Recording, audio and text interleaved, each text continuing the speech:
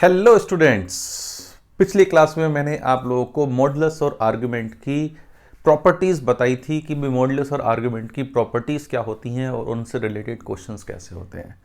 आज मैं आपको बताने वाला हूं कॉम्प्लेक्स नंबर में मॉडुलस और आर्गुमेंट से रिलेटेड ज्योमेट्री क्या होती है। देखो, complex number is all about geometry. Complex number है क्या? Complex number is a point on the plane, Argand plane, कि भाई जेड, कोई भी जेड क्या है, एक पॉइंट है। अब जेड एक पॉइंट है तो उससे जो ज्योमेट्री निकलेगी उसकी इंपॉर्टेंस कॉम्प्लेक्स नंबर में बहुत ज़्यादा है। मैक्सिमम क्वेश्चंस तो हम ज्योमेट्री से ही फोड़ देते हैं कि भाई ज्योमेट्री का यूज़ करेंगे और कॉम्प्लेक्स नंबर का क्वेश्चन को हम फोड़ देंगे। लेकिन उसके लिए ज्योमेट्री में एक एक चीज़ का पता होना हमें बहुत ज़रूरी है। अब एक एक चीज़ का पता होना ज़रूरी है तो मैं यहाँ पे वही डिस्कस करने वाला हूँ कि भाई मॉडुलस और आर्ग्यूमेंट, ये दोनों चीज़ों से क्या मतलब है और इनसे रिलेटेड प्रॉपर्टी क्या है हमारे पास, ज्योमेट्री क्या है। इनसे रिलेटेड प्रॉपर्टी तो हम देख चुके हैं, इनसे रिलेटेड ज्योमेट्री क्या है हमारे पास। अब देखो, ज्योमेट्री देखने के लिए सबसे पहले मैं मॉडुलस से स्टार्ट करूँगा कि भाई मोड जेड आखिर है क्या। What is this mod z represent. देखो, जैसे हमारे पास ये लिखा हुआ है मॉड Z1 माइनस Z2। अब मॉड Z1 माइनस Z2 आखिर क्या रिप्रेजेंट करेगा कि भाई जैसे आर्गेंट्स प्लेन पे ये हमारे पास दो पॉइंट हैं, एक है Z1 और एक है ये Z2। तो मॉड Z1 माइनस Z2 क्या है? इन दोनों के बीच की डिस्टेंस। कि मॉड Z1 माइनस Z2 क्या है? इन दोनों के बीच की डिस्टेंस। यस और नो, भाई है या नहीं है? तो mod Z1 minus Z2 represent distance between two points, distance between point P Z1 and Q Z2। कि भाई ये दो पॉइंट हैं Z1 और Z2, उनके बीच की डिस्टेंस को रिप्रेजेंट करती है। सही बात। अब डिस्टेंस को रिप्रेजेंट करती है, ये बात समझ में आई। अब डिस्टेंस से क्या क्या ज्योमेट्री और निकल के आ सकती हैं। जैसे मैं कहूँ कि भाई what should be the locus of Z, या what should be the geometry of Z which satisfy this equation, mod Z is equal to are.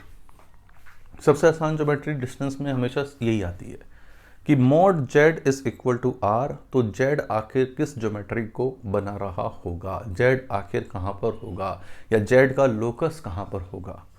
अब देखो, mod Z is equal to r, इसका मतलब इसे हम इस तरह से लिख सकते हैं कि mod z minus zero is equal to r. इसका मतलब जेड की जीरो से डिस्टेंस आर है। तो जेड एक ऐसी डिस्टेंस पर है कि उसकी ओरिजिन से डिस्टेंस आर है, मतलब फिक्स है ओरिजिन से डिस्टेंस। अब ओरिजिन से डिस्टेंस फिक्स है तो वो कहाँ पर है बेटा जी? एक सर्कल पे। तो what is the locus of Z? A circle. कि भाई लोकस ऑफ जेड क्या है? एक सर्कल है, और उस सर्कल का सेंटर क्या है? सेंटर है 0 प्लस 0 वाइटा, और रेडियस कितनी है? रेडियस है आर। कि रेडियस इज आर। अगर मैं इसको बनाऊं कि भाई ये हमारे पास है क्या, ये हमारे पास सर्कल हो गया कि this one is the circle. ठीक, ये सर्कल के ऊपर के सारे पॉइंट हमारे पास हो गए। अब कोई कहे कि सर्कल ये तो सेंटर वाला हो गया जिसका सेंटर ओरिजिन है। अगर मैं कहता हूं कि यार ये जैसे मेरे पास ये है mod z minus Z not is equal to r. Z naught एक फिक्स पॉइंट दे रखा है, तो अपने आप सोचो कि what is the geometry of z, what is the locus of z. इसका मतलब है जेड की जेड नोट से डिस्टेंस आर है हमेशा। जैसे जैसे ये हमारे पास क्या है, एक जेड नोट कोई पॉइंट है, लेट से ये जेड नोट कोई पॉइंट है। अब इससे आर डिस्टेंस पे पॉइंट जो होंगे वो कहाँ होंगे? अगेन एक सर्कल पे होंगे, ये एक सर्कल पे होंगे। तो what is the locus of Z? Again एक सर्कल आ गया कि भाई इसका लोकस क्या है? एक सर्कल, अ सर्कल। इस सर्कल का सेंटर क्या है? सेंटर है बेटा जी जेड नोट। रेडियस कितनी है? रेडियस है आर। रेडियस है आर। यस और नो? तो भाई जैसे ये हमारे पास तीन हो गए सर्कल वाले केस। जैसे मैं कहता हूं कि भाई shade the region which satisfy by this mod z minus two minus iota is equal to 1। कि भाई ये कौन से सर्कल को रिप्रेजेंट कर रहा है? जेड की two plus iota, 2 plus iota से डिस्टेंस 1 है। तो अगर हम इसे आर्गेंट प्लेन पे बनाएं तो रियल पार्ट है 2, 1, 2 और इमेजिनरी पार्ट है आइटा, तो ये हो गया 2 प्लस आइटा। ठीक बात। अब ये हमारे पास 2 प्लस आइटा हो गया। इस सर्कल की रेडियस कितनी है? 1। तो सर्कल की रेडियस 1 है, तो ये सर्कल कुछ इस तरह का बनेगा अपने पास, ये सर्कल होगा, हाँ या ना? तो जेड, ऐसे जेड कहाँ पर होंगे जो इस इक्वेशन को सेटिस्फाई करें? इस सर्कल पे होंगे। ठीक बात। अगर मुझे ये कहा जाता कि जैसे mod z minus 2 minus iota less than equal to 1, इसका मतलब जेड की 2 प्लस आइटा से डिस्टेंस 1 के बराबर या 1 से छोटी है। 1 के बराबर या 1 से छोटी है। 1 के बराबर मतलब सर्कल के ऊपर के पॉइंट हो गए, 1 से छोटी है मतलब सर्कल के नीचे के पॉइंट हो गए। कि भाई 1 से छोटी है मतलब सर्कल के, भाई जैसे ये सर्कल हो गया, ये सर्कल हो गया हमारे पास, है ना? इस सर्कल के अंदर के सारे पॉइंट हो गए, इस सर्कल के अंदर के सारे पॉइंट हो गए। यस और नो? तो mod z, what is this mod z? Represent distance. Mod z is equal to r, एक सर्कल है, mod Z minus z naught is equal to r, ये भी एक सर्कल है। अब जैसे इसमें और क्वेश्चंस कैसे बन सकते हैं भाई? जैसे ये तो एक पता चला कि भाई ये सर्कल है, सर्कल से रिलेटेड क्वेश्चंस किस तरह के हो सकते हैं, है ना? ये सर्कल से रिलेटेड क्वेश्चन कैसे हो सकते हैं कि if mod z minus 3 minus 4 iota is equal to 2, अगर जेड इसको सेटिस्फाई करता है, if mod z minus 3 minus 4 iota is equal to 2, then find number 1 mod z maximum, ठीक? नंबर 2 mod z minimum, ठीक? Number 3 mod z minus iota maximum, ठीक है? And number 4 mod Z minus iota minimum. चलिए, मैंने ये चारों part लिए हैं, इन चारों पार्ट को हम एक एक करके यहाँ पे देखेंगे। अब देखो, mod Z minus 3 minus 4 iota is equal to 2, तो बेटा जी जेड कहाँ पर है? एक सर्कल पे है। इस सर्कल का सेंटर क्या है? 3,4। अब ये हमने आर्गेंट्स प्लेन बनाया है, 1 2 3 1 2 3 4। थोड़ा सा ज्योमेट्री अच्छी बनाने से हमारे क्वेश्चन आधे तो वैसे ही सोल्व हो जाते हैं। अब जैसे ये सर्कल हो गया, इस सर्कल का सेंटर है 3 प्लस 4 आइटा, जेड इस सर्कल के ऊपर पॉइंट है, इस सर्कल की रेडियस है 2, सही बात? तो ये सर्कल है और जेड इस पे कोई एक पॉइंट है। अब क्वेश्चन में हमसे पूछा गया है कि मॉड जेड की मैक्सिमम और मिनिमम वैल्यू बताओ। अब जेड इस पे कोई पॉइंट है, what this mod z represent? Distance of Z from origin. What this mod z represent? Distance of Z from origin, मतलब इस जेड की, इन पे कोई जेड है, उसकी ओरिजिन से डिस्टेंस। अब ये सोचो, मैक्सिमम या मिनिमम वाली डिस्टेंस पे कौन सा पॉइंट होगा, ये सोचना है। अब जैसे हमने ओरिजिन को इससे मिलाया जाए, तो ये जो पॉइंट है ये तो मिनिमम वाली डिस्टेंस पर है, सबसे पास यही होगा, और ये जो पॉइंट है ये मैक्सिमम वाली डिस्टेंस पर है। यस और नो? कि भाई ये तो है मिनिमम डिस्टेंस और ये है मैक्सिमम डिस्टेंस। अब ये मिनिमम मैक्सिमम कैसे निकालें? How can we find this minimum maximum? इस ओरिजिन की यहाँ से जो डिस्टेंस है ये कितनी है? 5 कैसे? Mod 3 plus 4 iota, mod 3 plus 4 iota कितना होगा? 5। ठीक बात। अब ये डिस्टेंस 5 है, मैक्सिमम डिस्टेंस, इसकी रेडियस, ये रेडियस 2 और है, तो 5 प्लस 2 कितना आ गया जी? 7, कि 5 प्लस 2 विल बी 7। तो मैक्सिमम वैल्यू आ गई 7, मिनिमम आ जाएगी कितनी? 5 माइनस 2, तो 5 माइनस 2 कितनी आ जाएगी? 3। अब बात करते हैं ये आगे वाला जी, mod Z minus iota. What this mod Z minus iota represent? Mod Z minus iota होगा जेड की आइटा से डिस्टेंस, जेड की कहाँ से डिस्टेंस? आइटा से। अब आइटा बेटा जी ये कोई पॉइंट होगा, ये आइटा पॉइंट हो गया, जेड इस पे कोई पॉइंट है। अब मुझे डिस्टेंस देखनी है। अब मैक्सिमम या मिनिमम डिस्टेंस इस पॉइंट को इसके सेंटर से अगर मिलाएंगे तो इसकी अलोंग होगी, इस लाइन के अलोंग हमारे पास ये होगी, ये इस लाइन के अलोंग। ये डिस्टेंस मिनिमम वाला है, ये डिस्टेंस मैक्सिमम वाला है। ठीक है, अब ये मिनिमम और मैक्सिमम कैसे निकालें भाई, how can we find this minimum and maximum. अब देखो इस आइटा की 3 + 4 आइटा से डिस्टेंस निकालो पहले, तो ये होगी आइटा की 3 + 4 आइटा से 3 + 4 आइटा माइनस आइटा का मोड, तो ये हो गया 3 + 3 आइटा का मोड हो गया, तो ये हो गया 3√2 कि भाई ये जो डिस्टेंस है यहाँ से लेके इसके सेंटर तक की ये 3√2 है। अब तो क्वेश्चन कुछ नहीं बचा।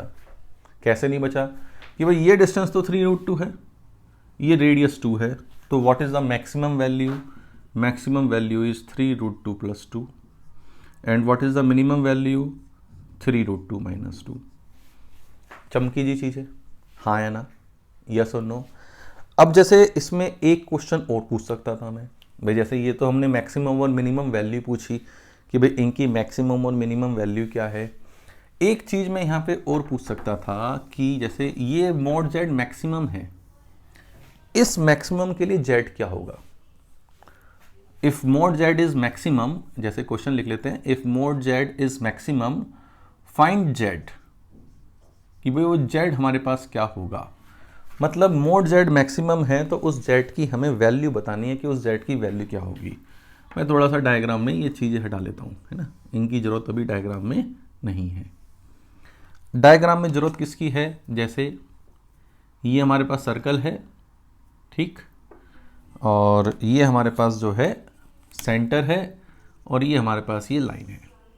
अब देखो मैक्सिमम वाला पॉइंट ये है जिस पे मोड जेड मैक्सिमम है, जिस पे मोड जेड मैक्सिमम है, तो मैक्सिमम वाला पॉइंट ये है। अब इस पॉइंट के कोऑर्डिनेट क्या होंगे, मतलब ये जेड आखिर होगा क्या जिसके लिए मोड जेड मैक्सिमम है। अब जिसके लिए मोड जेड मैक्सिमम है, आखिर वो मोड जेड हमारे पास होगा क्या। अब देखो ये जो पॉइंट था ये था 3 + 4 आइटा, ठीक, ये मैंने मिलाया तो ये डिस्टेंस 3 है, ये 4 है, यस और नो, और ये डिस्टेंस 5 है, ये डिस्टेंस 5 है, ये डिस्टेंस कितनी है? 5, ठीक। इसको मिलाया आगे, इसको इधर मिलाया, ये डिस्टेंस और ये डिस्टेंस मिल जाए तो जेड के कोऑर्डिनेट मिल जाएंगे, पक्की बात। यहां से यहां तक की लेंथ 7 है, यहां से यहां तक की लेंथ कितनी है? 7 है, ये 7 है, ठीक है। तो कैसे हम निकालें ऐसे? अब देखो इस डायरेक्शन में हमें 7 यूनिट का वेक्टर चाहिए, इस डायरेक्शन में हमें कितने यूनिट का वेक्टर चाहिए? 7 यूनिट का। अब देखो 7 यूनिट का वेक्टर चाहिए, जैसे इसे मैं अगर वेक्टर मानूं तो ये वेक्टर क्या है? 3 + 4 आइटा अपॉन 5, ये यूनिट वेक्टर हो गया। भाई किसी वेक्टर को उसके मैग्नीट्यूड से डिवाइड कर दें, या फिर किसी कॉम्प्लेक्स नंबर को उसके मैग्नीट्यूड से डिवाइड कर दें, तो ये इस डायरेक्शन में यूनिट वेक्टर मिल गया। अब इसका मैग्नीट्यूड मुझे कितना बनाना है? 7, तो 7 से मल्टीप्लाई कर दिया,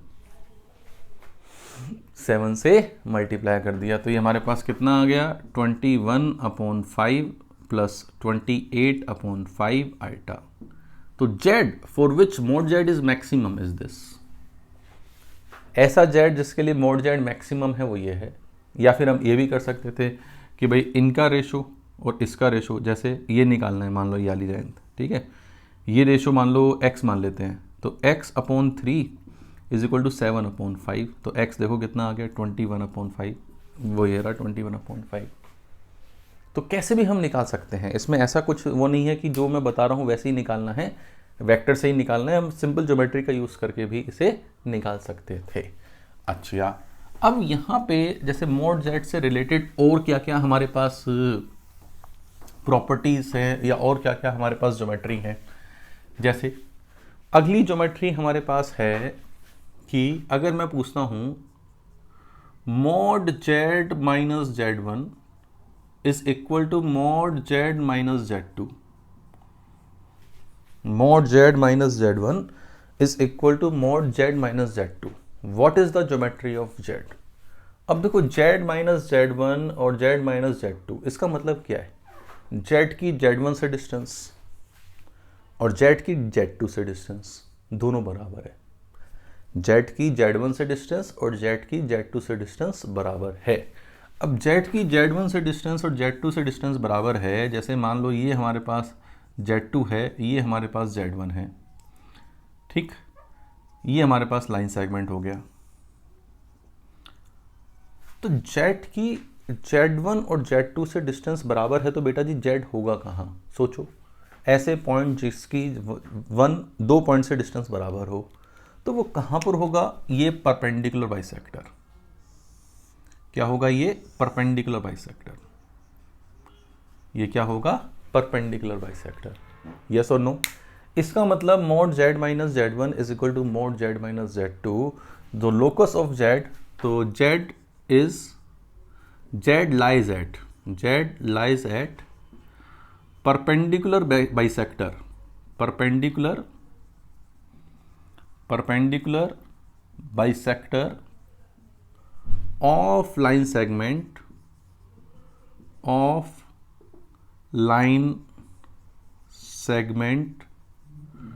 joining Z1 and Z2, perpendicular bisector of line segment joining Z1 and Z2।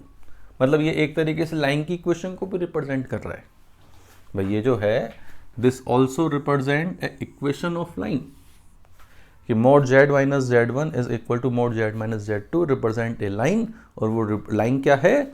Z1 Z2 का परपेंडिकुलर बाइसेक्टर। जैसे सपोज करो कोई आपसे पूछे कि यार ये बताओ, shade this region satisfied by Z mod Z minus 3 greater than mod Z minus 1, कि भाई इस रीजन को शेड करो, ग्रेटर देन, हाँ ग्रेटर देन ही लिख लेते हैं चलो। अब mod Z minus 3 is greater than mod Z minus 1, इस रीजन को शेड करने का मतलब क्या है? Z की 3 से डिस्टेंस और 1 से डिस्टेंस में Z की 3 वाली डिस्टेंस ज़्यादा है, 1 वाली डिस्टेंस कम है, ये इस बात का मतलब है।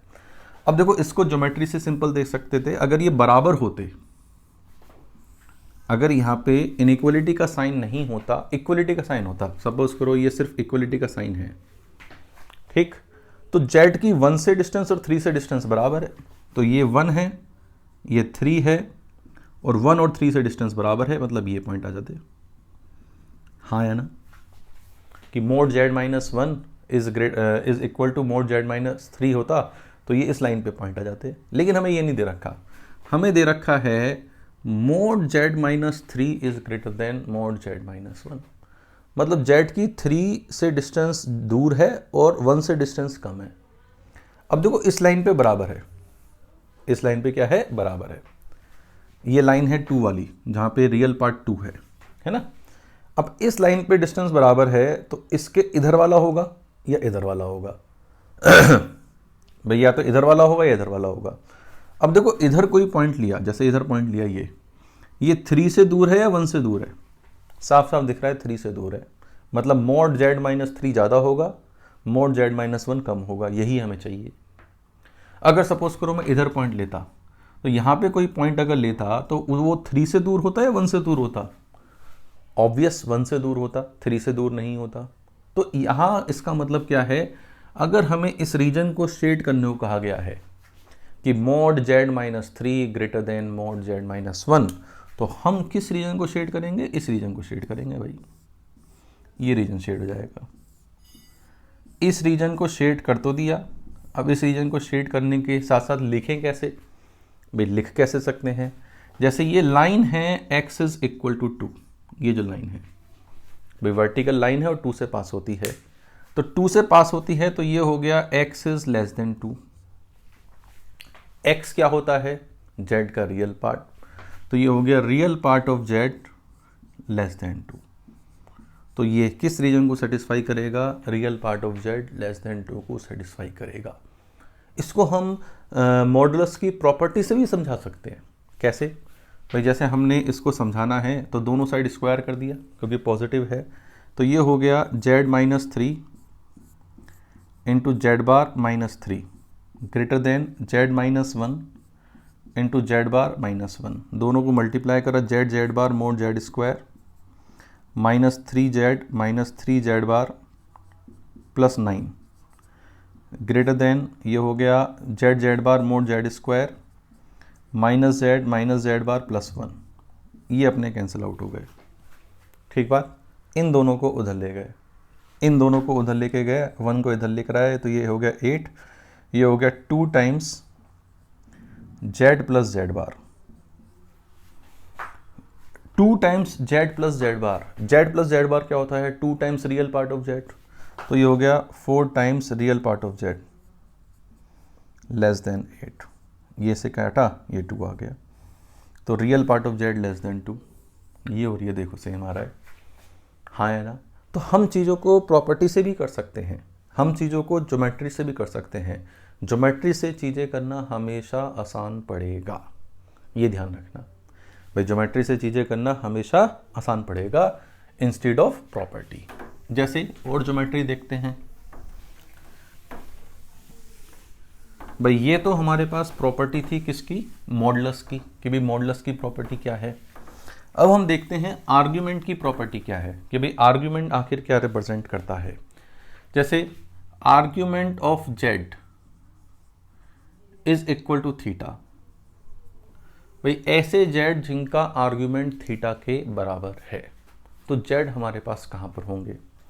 तो जेड इज ऑन ए रे, भाई ये जेड कहां पर होंगे? देखो जैसे मान लो आर्ग्यूमेंट ऑफ जेड थीटा है, ये एक रे है जो यहाँ थीटा एंगल बना रही है रियल एक्सिस के साथ, और ये कहाँ से निकल रही है? ओरिजिन से।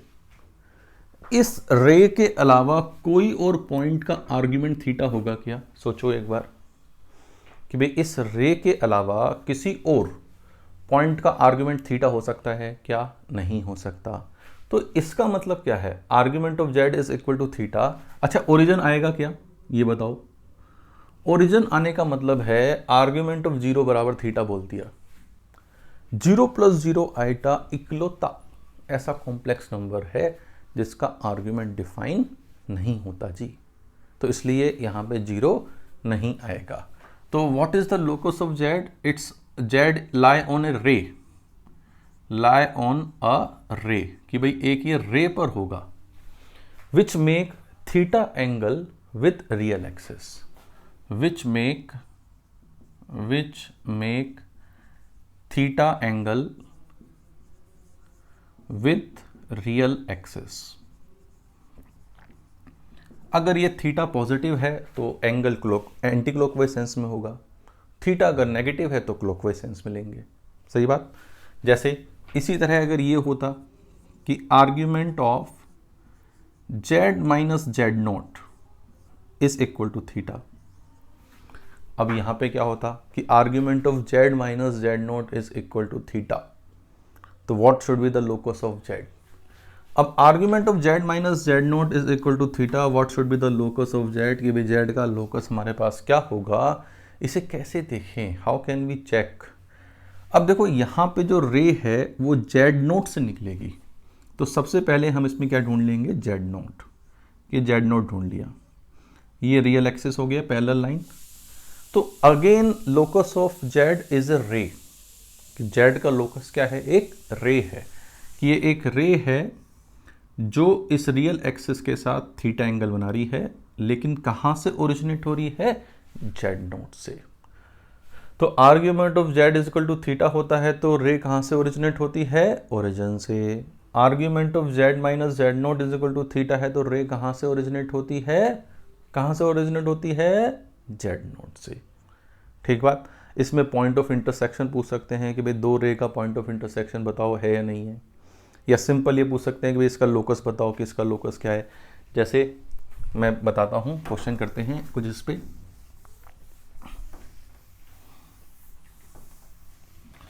जैसे क्वेश्चन है sketch the region argument of Z minus 1 minus iota is equal to 3π/4। इस रीजन को इसको स्केच करो, ठीक है। Number 2 argument of Z minus 1 plus iota is equal to -π/4, ठीक है, इसको स्केच करो। उसके बाद है argument of Z minus 2 minus 3 iota, ठीक है, ग्रेटर देन, ये प्रिंसिपल आर्ग्यूमेंट है, argument A R G represent principal value of argument, greater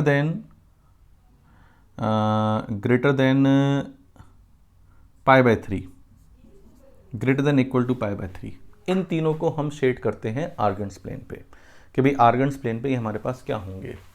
अब जैसे पहला तो भैया बहुत ही आसान है ना, argument of z minus 1 minus iota.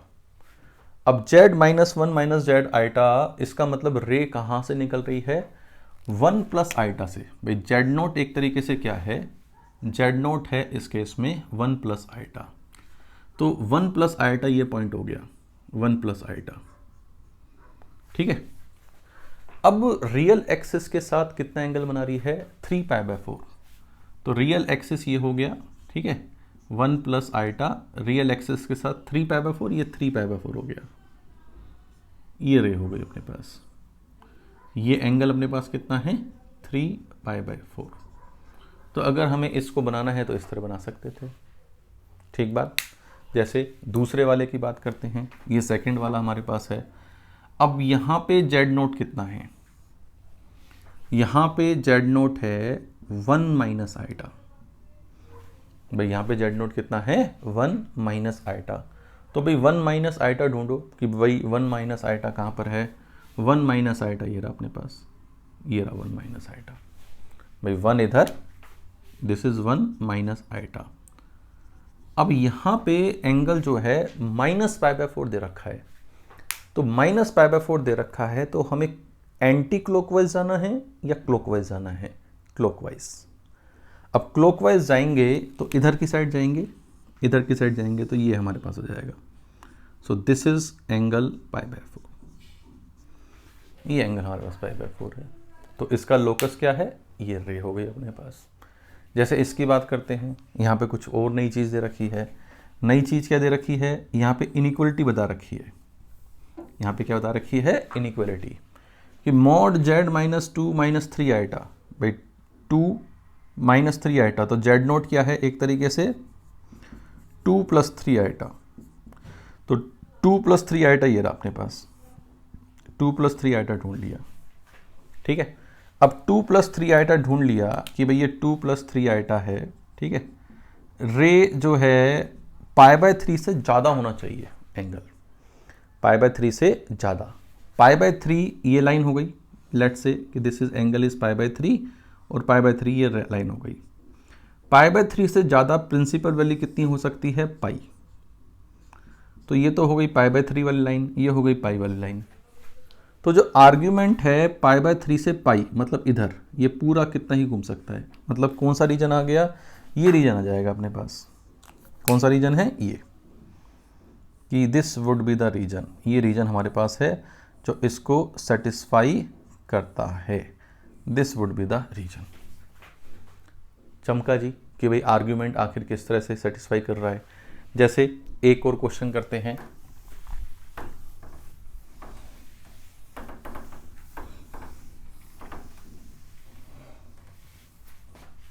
जैसे sketch the region which satisfy mod Z less than equal to 3 and argument of Z का mod less than equal to pi by 4।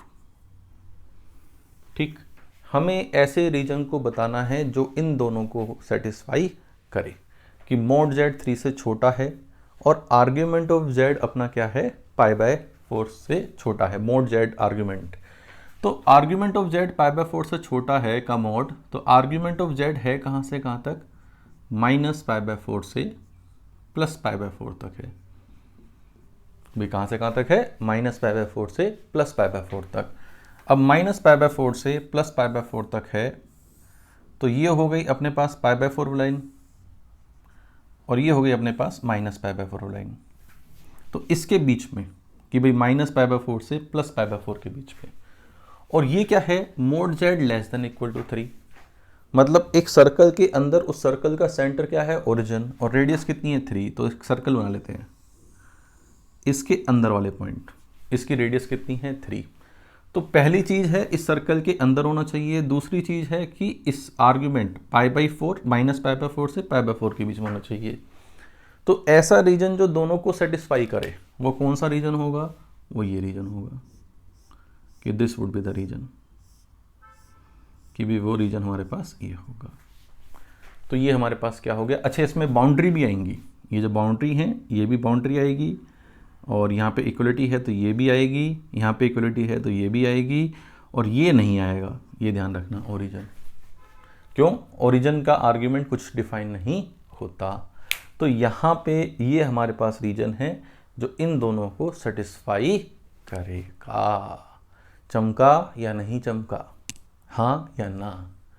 तो भाई मॉड जेड की ज्योमेट्री क्या है और argument Z की geometry क्या है, ये मैंने आपको इस लेक्चर में कन्वे करी है।